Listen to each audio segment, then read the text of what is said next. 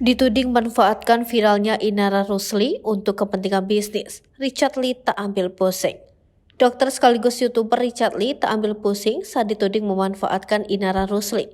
Diketahui sebelumnya, Inara Rusli didapuk menjadi brand ambassador produk kecantikan milik Richard Lee setelah viral. Alhasil, banyak warganet yang beranggapan Richard Lee memanfaatkan momen viralnya Inara Rusli untuk kepentingan bisnis.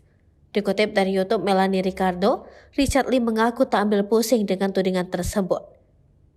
Orang mau bilang Dr. Richard cari panggung, menjatuhkan orang lain terserah, ucap Richard Lee saat menjadi bintang tamu podcast Melanie Ricardo.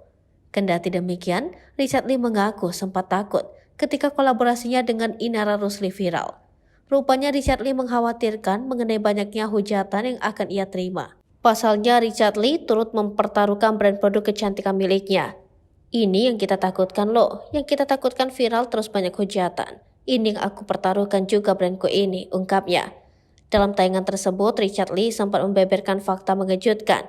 Pasalnya ia menyebut ada ratusan laki-laki yang memiliki niatan bertaaruf dengan Inara Rusli. Ditinggal satu orang, dicintai ratusan orang. Ada ratusan orang yang katanya mau ta'aruf dengan dia, bebernya. Menurut Richard Lee, Inara Rusli mendapatkan banyak cinta usai kasus yang menimpa ibu 3 orang anak tersebut.